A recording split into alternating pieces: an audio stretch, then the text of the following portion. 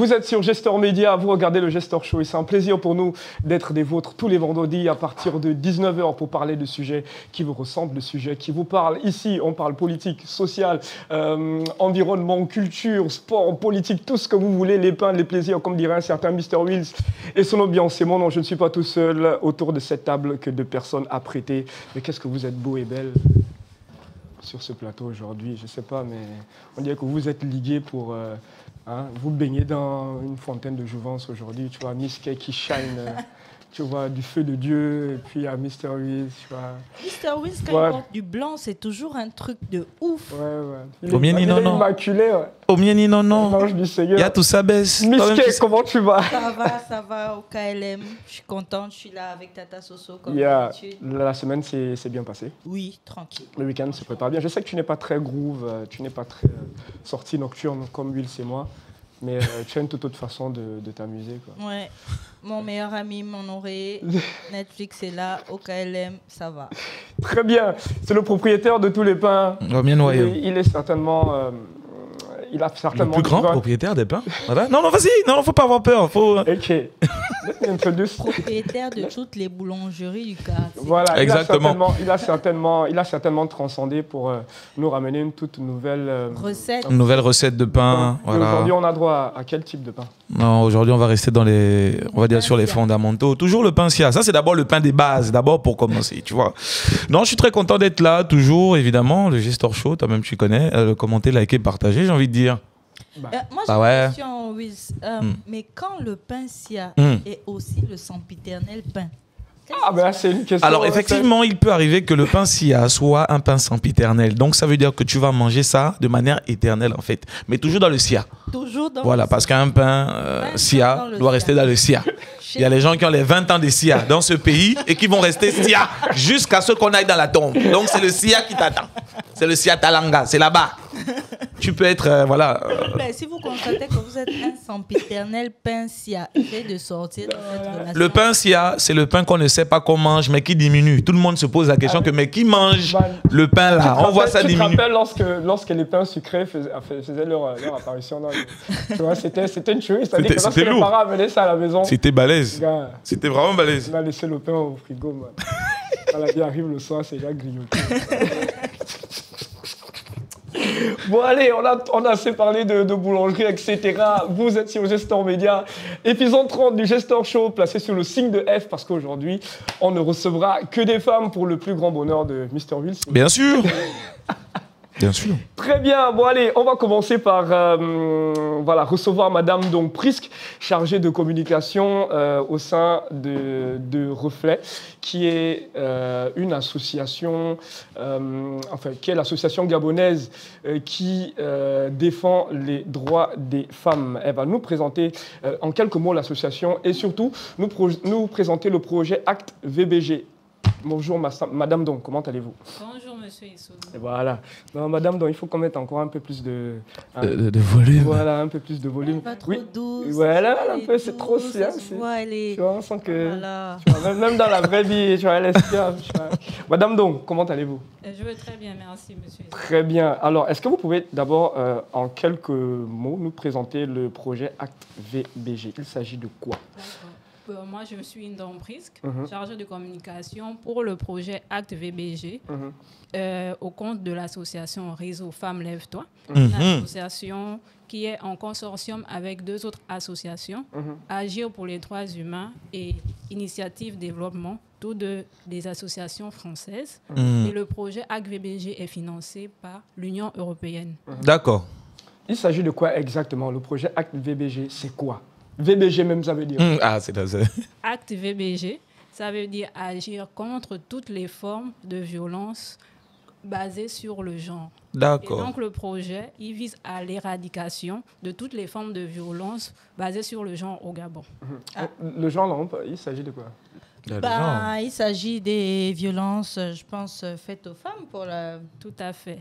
Miss Kay. Ouais, voilà, c'est ça. Il s'agit des violences. On a tous les types de violences. Des violences physiques, des violences psychologiques. Des violences économiques. Très bien. Ouais. Et c'est toutes ces formes de violences que nous mettons en avant et on a mis un processus pour l'éradiquer. Et du coup, le processus, qu'est-ce que c'est exactement? Comment vous faites pour... Est-ce que c'est une sensibilisation? Et si oui, comment se passe la sensibilisation? Où est-ce que vous allez? Qu'est-ce que vous faites concrètement pour sensibiliser? Le projet a 3 objectifs principaux. Le premier, c'est de renforcer les capacités des organisations de la société civile qui sont déjà actives pour l'éradication des violences basées sur le genre. Le second, c'est de faire un plaidoyer, de communiquer pour l'application en fait, de ces droits qui sont existantes mais qui ne sont pas forcément appliquées. Et le troisième objectif, c'est de faire une prise en charge des victimes. Et c'est ce qui m'amène aujourd'hui vers vous. On va parler de la permanence que nous avons mise en place au sein du Reflet. Nous sommes situés à l'ancien Sobraga et nous faisons de l'écoute, l'orientation et de l'accompagnement des victimes. Mr. Ruiz, tu as certainement des interrogations. Oui, j'ai beaucoup de questions. Tellement, mais non, mais après, tu peux aller, hein, si tu veux. Tu peux y aller, hein, vas-y. Voilà. J'en ai vraiment beaucoup parce que on sait aujourd'hui que des victimes de violences, qu'elles soient physiques, économiques, psychologiques, etc., sont énormes. Il y en a énormément. Mais on sait aussi que c'est difficile, justement, que ces victimes, d'abord, acceptent leurs conditions de victime et ensuite qu'elles fassent le pas justement d'aller vers des professionnels ou même seulement des proches pour parler de ces violences-là, de ce qu'elles subissent. Mais comment vous faites pour justement attirer l'attention de ces victimes-là et leur faire comprendre que déjà il faut accepter leur situation de victime, les violences qui sont faites sur elles, que c'est pas forcément de l'amour, et qu'elles puissent venir vers vous? Alors, le travail aussi, c'est de faire comprendre que vous êtes peut-être des témoins. On ne va pas s'adresser forcément à la victime, mais vous êtes des témoins et vous allez faire aussi notre travail de relais, de faire comprendre en fait la personne qui est proche de vous qu'on a mis en place une cellule d'accompagnement pour les victimes et que le Reflet en fait pourra les accueillir en toute confidentialité. Et si la violence n'est pas forcément une violence de femmes violentées, ça peut être de tout ordre économique, peut-être une sœur qui est maltraitée par son patron, nous nous occupons aussi de ce cas, et peut-être, on va dire quoi, des violences physiques, ça peut être sur la personne, pas forcément le conjoint à sa conjointe, exact. Toute autre forme de violence. Okay. Mais justement, en parlant de la permanence, parce que moi je veux qu'on comprenne les choses vraiment de manière terre à terre, ça veut dire qu'aujourd'hui, vous recevez les gens dans votre permanence et ensuite concrètement qu'est-ce qui se passe? C'est-à-dire que si quelqu'un vient par exemple parce qu'elle a subi de la violence physique, on va prendre cet exemple-là, concrètement comment ça se passe au sein de votre structure aujourd'hui? Alors il faut au moins rappeler que le projet a commencé depuis janvier. On a reçu 7 victimes aujourd'hui. D'accord. Il y a certaines qui sont en ce moment au tribunal pour raisons qu'on ne pourra pas énoncer aujourd'hui. D'accord. Mais certaines en tout cas, déjà suivi juridique. Voilà, mais certains ont déjà eu gain de cause par rapport au suivi que nous mettons en place. Donc la permanence a d'abord le numéro de téléphone et nous sommes présents sur Internet. Nous sommes présents sur les réseaux sociaux, on a notre site Internet et on est présent sur les réseaux sociaux. Donc on compte déjà, la victime peut ne pas se déplacer physiquement, mais elle peut déjà s'ouvrir à nous par messagerie. Donc, je tiens à préciser sur l'aspect confidentialité que les messages vont être traités. Ce n'est pas parce que c'est un SMS ou bien un message WhatsApp ou un message sur Facebook qui ne va pas être considéré. On va considérer tous les messages ou toutes les approches. Maintenant, ce qu'on demande, c'est si la personne peut venir. On a des cas où la victime était à Franceville ou bien elle était à Port-Gentil. Moi, on l'a suivie par messagerie, WhatsApp et tout. Elle a fait le déplacement pour venir en fait au tribunal de Libreville parce que le cas pouvait être mieux traité ici. Donc, on l'a reçu et on essaie de voir quelle est l'approche qu'on peut avoir. Là, on va un peu s'attaquer à la partie orientation. Est-ce que c'est un enfant qu'on pourra envoyer au service social? Est-ce que c'est une femme violentée par son mari? Est-ce qu'on pourra avoir le tribunal? Vous avez des spécialistes qui déterminent ça? On a un spécialiste au siège. Nous travaillons avec des institutions gabonaises. Donc, on a des partenariats qu'on a fait avec le tribunal de Libreville. Et donc, il y a des cellules VBG, violences basées sur le genre, qui existent au tribunal. Et donc, c'est vers ce service-là qu'on se dirige. Il y a des tribunaux autant pour ma part des tribunaux, il y a des commissariats VBG, des inspecteurs spécialisés en VBG. C'est vers ces institutions en fait qu'on se dirige. D'accord. Et pour le suivi psychologique, parce que là on a parlé de toute la partie prise en charge judiciaire, mais pour le suivi psychologique, ça se passe comment? Est-ce que vous avez aussi des partenariats avec des psychologues pour pouvoir suivre des thérapies? Parce que les violences, on sait que qu'elles soient physiques, économiques ou psychologiques, ça laisse quand même des séquelles. Ça se passe comment au niveau du suivi psychologique? Alors, Miska, pour la partie accompagnement que j'ai précisé dans la permanence, c'est dans ce cas-là qu'on va suivre. En fait, c'est de voir déjà, c'est aussi un psychologue qui va être mis en place et on est en partenariat avec le SAMU social. C'est vrai qu'ils avaient déjà un peu vulgarisé, mais on essaie en fait de mettre en avant tous ces services-là qui existent et de faire comprendre que vous pouvez y aller. Bien sûr, à notre compte et aussi peut-être de votre plein gré, mais on a un suivi avec les psychologues du SAMU social. Bon, moi j'ai une question, c'est la question qui aime souvent fâcher. Est-ce que c'est une gorille? Moi, c'est la question. Il faut savoir. Savoir. Elle disait que c'était financé par quel organisme? Mais ça veut pas dire. Mais est-ce que ça veut dire que ça veut pas dire que c'est automatiquement c'est gratuit. Donc est-ce que c'est gratuit ou pas finalement les prises en charge? Alors pour l'écoute. On va préciser par étapes. On a une victime qui va se rapprocher d'un premier niveau avec nous. On va faire une écoute et voir en fait quelle est l'institution vers laquelle on pourra la diriger. Toutes les institutions vers lesquelles on va la diriger, parce qu'on n'a pas un psychologue au sein du reflet, ça je tiens à préciser. On n'a pas un juriste, on n'a pas en fait toutes les autres, on va dire tous les autres corps du métier. On va diriger vers en fait les institutions. Et maintenant, pour le psychologue, c'est totalement gratuit parce que c'est le SAMU social qui nous donne, qui nous soutient dans cette action. Et maintenant, pour un cas où on va aller vers les tribunaux, là, je tiens à préciser que on va agir en fonction de la personne qui va nous recevoir, en fait, de l'institution qui va nous recevoir. D'accord. Et on ne pourra pas dire ici qu'on va recevoir et payer tous les cas, mais si la victime, elle peut, en fait, c'est une association, on se soutient mutuellement. Si elle pourra, en fait, payer d'elle-même, elle le fera. Mais dans le cas où on va voir si on pourra effectivement soutenir la victime, ça peut être aussi envisageable. Mais du coup... il y a des victimes qui ne peuvent pas rentrer chez elles, par exemple, après avoir porté plainte, après avoir... après s'être dirigé vers vous. Est-ce que vous avez des maisons d'accueil ou des personnes qui peuvent justement accueillir ces victimes-là? Parce que souvent, on a le cas de femmes qui veulent se plaindre, qui veulent aller vers les autorités, mais qui n'ont personne d'autre que le bourreau pour s'occuper d'elles, pour subvenir à leurs besoins. Ça se passe comment dans ce cas-là? Okay. Comme je le disais, on travaille avec des autres institutions et donc on va rediriger naturellement vers la maison qui existe. Il y a une maison qui existe au niveau de Nzayon et le numéro vert, c'est le 1404. Donc on va essayer de travailler ensemble ou, à défaut d'aller diriger vers cette maison, on va demander si la personne veut vraiment porter plainte. La dame en question veut vraiment se séparer du mari parce qu'elle peut venir, vous connaissez les femmes, elle aura un peu... en fait, elle voudra encore peut-être renouer l'histoire et ne pas garder. Elle aura peut-être juste envie d'une personne à l'écoute. Est-ce que véritablement la personne voudra porter plainte? Si oui, elle a peut-être une tante, une petite sœur, un frère qui pourra l'accueillir. Sinon, on va essayer de la diriger vers cette maison-là. Alors, il y aura une journée de lancement qui est prévue pour le 6 mai. Il s'agira de quoi exactement? Alors, c'est une journée de lancement pour officialiser en fait le projet. Comme vous l'avez dit, le projet est financé par l'Union européenne. On travaille avec 2 autres associations, Agir pour les droits humains et Initiative Développement. C'est une journée médiatique pour lancer officiellement le projet. Très bien. Bon, ben, je pense qu'on a... On a tout dit. Ouais, on a fait le tour. Est-ce qu'il y a des numéros rappeler les numéros de téléphone.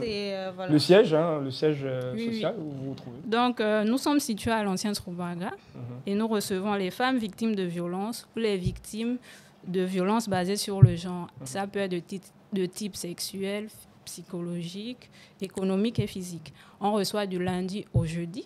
Et le numéro de téléphone est le 077 95 69 69. Madame, donc ça a été un plaisir pour nous de vous recevoir. Merci beaucoup. Et vous reviendrez certainement pour oui, bien sûr. Peut-être faire un bilan sur l'action, voilà, sur les activités. Exactement.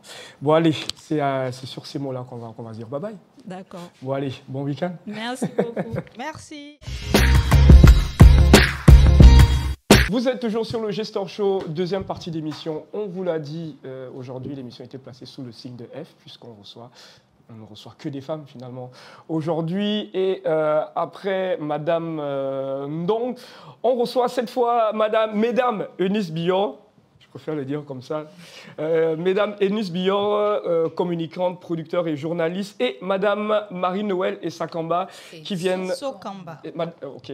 Madame Marie-Noël et Sokamba qui viennent nous parler du Level Tour. Bonjour mesdames, comment allez-vous? Nous allons bien, je vais bien. Oui, on va très bien. Très bien.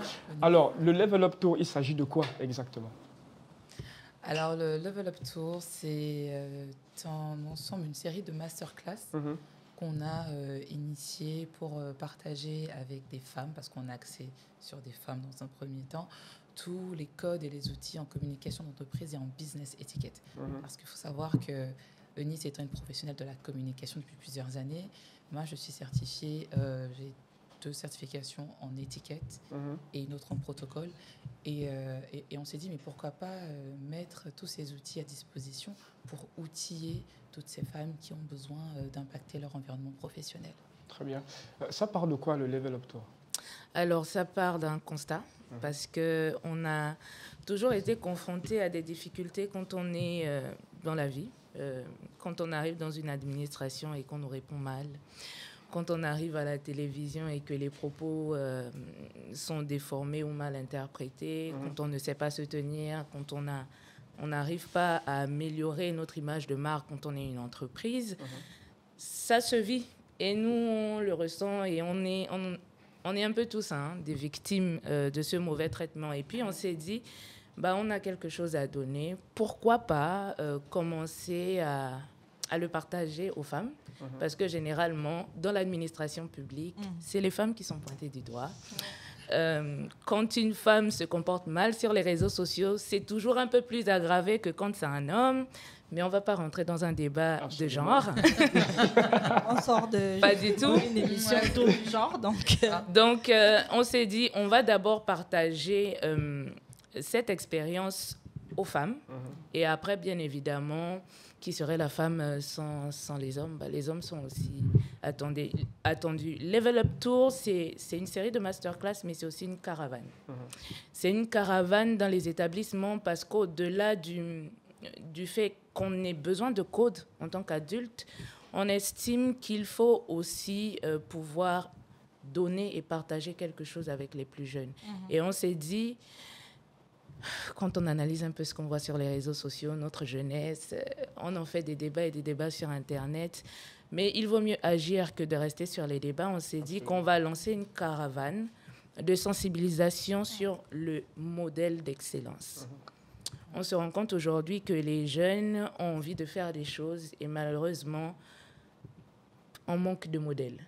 Les modèles sont là, mais ils ne sont pas mis en lumière. Donc, on a décidé de faire une caravane dans les établissements où on ira avec des modèles, avec une représentativité diversifiée. Donc, un modèle politique, un modèle dans le salariat, un modèle dans l'entrepreneuriat, parce qu'on trouve aussi que le salariat a été un peu malmené depuis l'arrivée de l'entrepreneuriat. Un modèle en tant qu'étudiant, parce qu'il y a des jeunes aussi qui se démarquent. Et après, on bouclera le Level Up Tour avec un panel d'échanges intergénérationnels où des femmes de l'ancienne génération discuteront avec des femmes de la nouvelle génération. Ça, c'est cool. Et puis, on essaiera de trouver des réponses à plusieurs questions.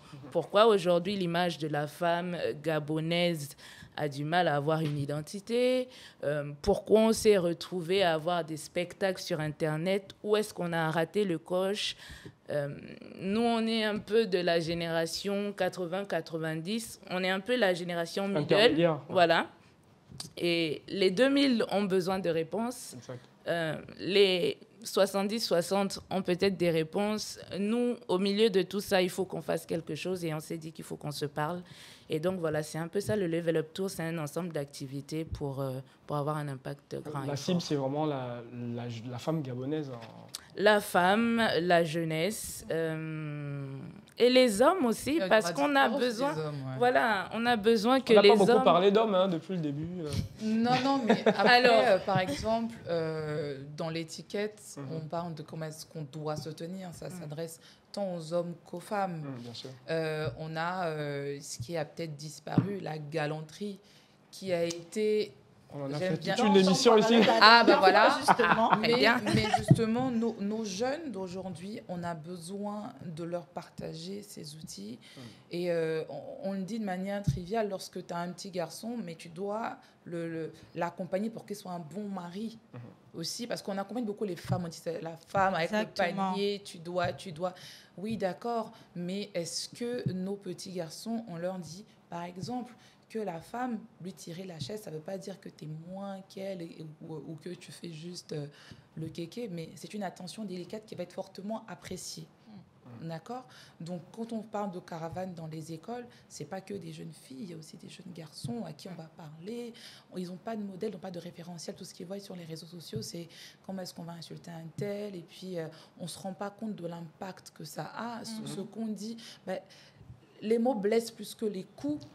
C'est vrai qu'il y en a qui donnent des coups, mais quand je suis gentille avec quelqu'un, lorsque je suis bienveillant avec quelqu'un, ça a un impact. Ça te met dans un confort émotionnel, du coup, qui sera propice si on est en milieu pro, pour un deal. Si on est en couple, on peut se parler sans pour autant avoir un langage ordurier, etc. Donc, il est vraiment important qu'on puisse sortir du... On va encore faire comment, je le dis très souvent en formation, parce qu'on peut faire autrement. Et faire autrement, le changement, il commence par nous. Nous, cette génération au-dessus, mais qu'est-ce qu'on leur donne, comment est-ce qu'on les accompagne? On leur dit qu'il est possible de faire autrement. Parce que faire autrement, ça ne veut pas dire être has-been, ça ne veut pas dire, je ne sais pas quel autre mot qu'ils utilisent, t'es pas à la mode, etc. Non. Alors, ce que j'ai remarqué, c'est que cette tournée était adressée à la fois aux étudiants, et au personnel, aux professionnels. Est-ce qu'il y a des formations adaptées pour les deux catégories d'individus? Alors, pour les masterclass, on va vraiment rester dans le cadre professionnel, donc entrepreneurs, agents publics, agents privés, mais dans le cadre des jeunes apprenants, donc ce qui va être des lycéens, mais vraiment première, terminale et étudiants, ça va être de la sensibilisation. Parce que venir donner une formation à quelqu'un qui est en première et qui ne se projette même pas encore professionnellement, ce serait un peu prêcher dans le désert. On se dit qu'on fait un travail en amont, qui portera des fruits plus tard. Donc, vraiment, pour les apprenants, on reste dans la sensibilisation. Et puis, on sait très bien qu'on a plusieurs types de sensibilisation quand on va dans les établissements. Mais là, on va prioriser l'échange. Parce que c'est très bien de partir avec des modèles dans les établissements et dire que moi, je suis ci, moi, j'ai eu le bac, ça, j'ai... Nous, c'est vraiment pas ce qu'on recherche. C'est vraiment de leur dire qui sont vos modèles, quelles sont vos références, comment vous vous projetez, et puis nous, on vous dit comment on a fait pour pouvoir arriver à X endroit et à faire tel projet. Alors, quelles sont les différentes étapes du coup du Level Up Tour? Déjà, il commence quand? Comment on fait pour s'inscrire? Quelles sont les différentes étapes? Modalités, si tant est qu'il y en a. Alors, on débute le 17 avril. D'accord. Par la première masterclass, c'est l'ouverture du Level Up Tour. On attend 100 femmes. L'entrée, elle est gratuite parce qu'on se fait accompagner. Pour vraiment permettre à un plus grand nombre d'y participer. Et bien entendu, il y aura cette caravane dans les écoles. Donc là, c'est les deux grandes étapes. Et enfin, on aura le panel intergénérationnel qui permettrait justement à ces deux générations de se rencontrer et de se parler. Et tout ça en combien de temps? En un mois. Du 17, on commence le 17 avril et on boucle le 18 mai. Parce qu'il faut savoir que le Level Up Tour, on le reproche aussi, ce n'est pas un événement centré sur l'estuaire. Donc, on a des étapes à l'intérieur du pays. Et donc, à la fin de cette tournée, on fera un bilan. La cérémonie de clôture avec le panel intergénérationnel qui bouclera le Develop Tour Act 1. On s'est projeté d'abord sur 4 provinces, des provinces où il y a des entreprises et des étudiants, donc notamment Estuaire, Moyen-Ogooué, Haut-Ogooué, Port-Gentil. Et peut-être Langounié, c'est en réflexion parce qu'il y a des choses à apporter là-bas aussi. Et donc, ce sera ça pour l'acte 1 en espérant très vite revenir pour l'acte 2. Et j'ai une question par rapport à la sensibilisation. Votre sensibilisation est axée sur les lycéens en phase de devenir étudiants et les étudiants. Mais en vrai, par rapport à tout ce dont on a parlé là, donc la galanterie, la manière de se tenir, etc., est-ce que vous ne pensez pas justement qu'il y a aussi moyen de sensibiliser les parents, les adultes, pour pouvoir justement donner cette éducation-là, parce qu'on se rend compte que ça vient de la base. Une femme aujourd'hui, surtout en Afrique, est préparée à être une bonne épouse. Mais quand est-ce qu'on prépare le garçon à devenir un beau mari, comme elle disait? Est-ce que justement les parents ne doivent pas aussi être sensibilisés à donner cette éducation-là? Qu'en est-il du coup pour pour répondre de manière pragmatique à votre question, il y a Develop Tour. Mais il faut savoir qu'est-ce que c'est 2 entreprises. D'accord. Donc, on a E2B Média qui est dans la communication et on a Étiquette Fine qui fait vraiment dans des formations en business étiquette. C'est étiquette. Et puis, quand on s'adresse à des professionnels, on est dans du business étiquette. Donc, il y a des formations pour les parents, pour les plus jeunes. Par exemple, les étudiants, dans le business étiquette, on les prépare à l'entretien d'embauche, par exemple. Pour les jeunes garçons, effectivement, il y a ces ateliers qui sont payés par les parents aussi pour que leurs enfants viennent. On a des parents, moi j'ai eu des parents qui voulaient y participer, donc j'ai eu des sessions avec des parents. Pourquoi? Parce que quand ils envoient leurs enfants en session d'étiquette et que le petit arrive à la maison, par exemple, on a l'art de la table. Ah non, mais là, le couteau, il n'est pas très bien mis, etc. Donc finalement, on est dans cet échange où l'enfant va un peu impacter le parent. Et puis le parent, il se rend compte que, ah oui, je pense que là, il y a quelque chose à faire. Mais quand au début, on parle aux parents du business étiquette, ils se disent, moi, j'ai déjà une éducation, vous voulez refaire mon éducation. Mais ce n'est pas ça. Lorsqu'on a, par exemple, des officiels qui vont aller dans des cérémonies à l'étranger, etc., moi, ce qui m'a motivée à faire ça, c'est ce constat qui est un peu déchirant. Nos dirigeants, quelquefois, ils ne sont pas accueillis comme il faut. Pourquoi? Parce que, pas tous, pour certains, ils n'ont pas ces codes-là.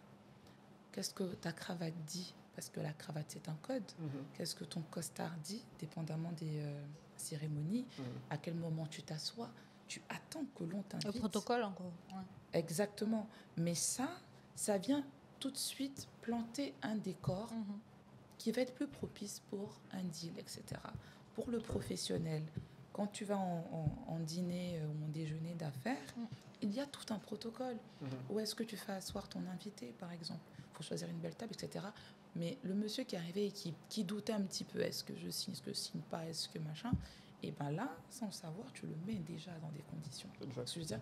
Donc oui, les parents sont invités à y participer, mais là, comme je l'ai dit, on a 2 entreprises qui se sont mises ensemble, donc 2 intelligences pour produire quelque chose. Donc Develop Tour, c'est la machine, la grosse machine, mais nous, on a des actions de manière indépendante pour accompagner et impacter. Très bien. Ce que je remarque, c'est que, surtout s'agissant des professionnels, c'est que, bien entendu, vous n'allez pas tenir tous ces panels-là. Donc, il y a des partenariats qui ont été tissés, etc. Exactement. Alors, la tournée, comme on l'a dit, c'est dans le Gabon. Et donc, on aura 15 formateurs et 5 panélistes qui vont nous accompagner. Et donc, à chaque masterclass, il y aura des intervenants extérieurs. Par exemple, là, on va parler des masterclass où on est dans le domaine professionnel et dans l'entrepreneuriat. On va faire intervenir un psychologue d'entreprise, parce qu'on parle très, très, très souvent du fait que voilà, la femme, elle a beaucoup de choses à prouver et on parle très peu de la charge mentale qu'il y a derrière.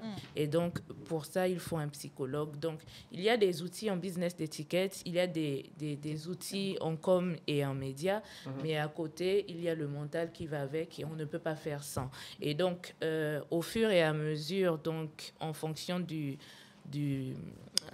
l'agenda qui est prévu. Dans chaque province, on a un formateur qui est spécifique.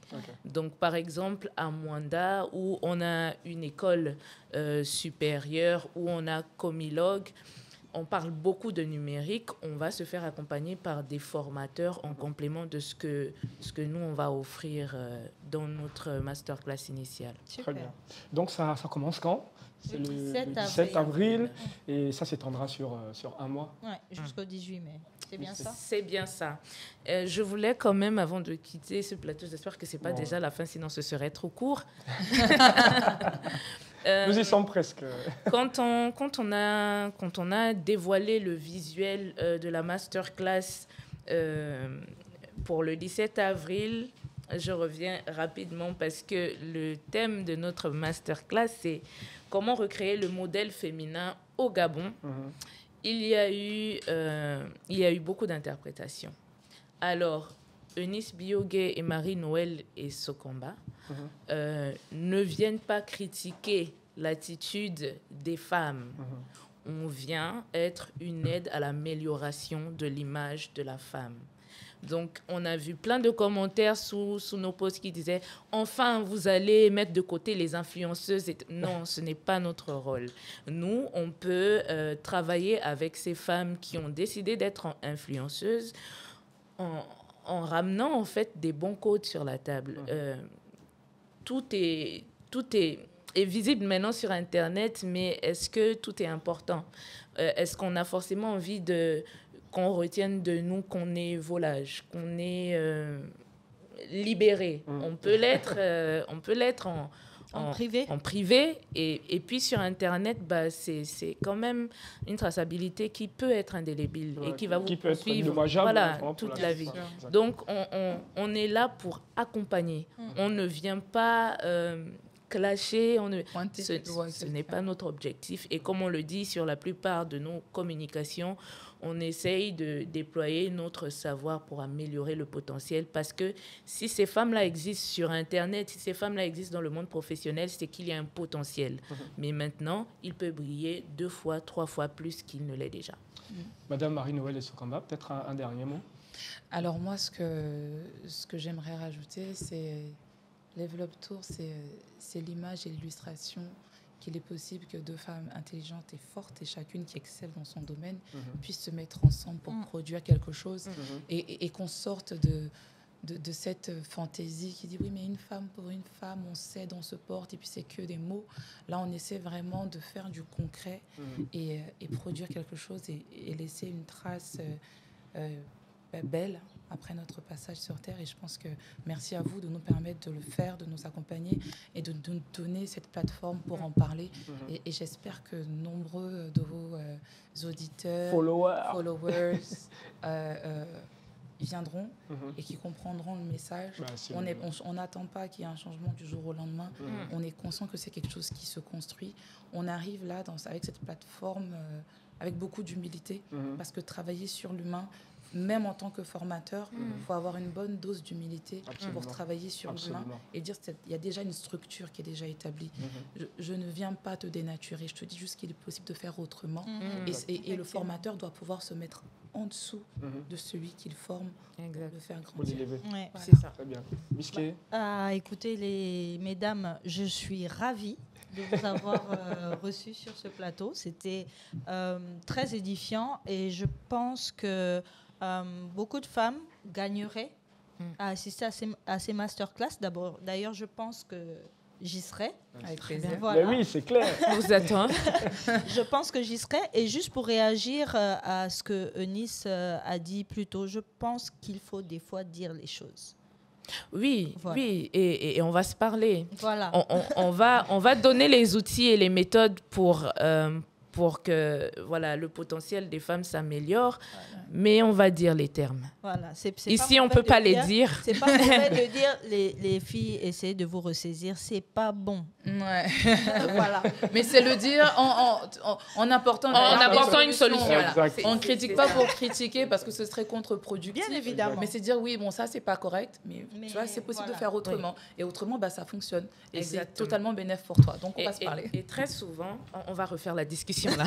Et très souvent, on blâme les conséquences et on interroge moins les causes. Exact. Ça vient de quelque part et il faut qu'on aille le déterrer.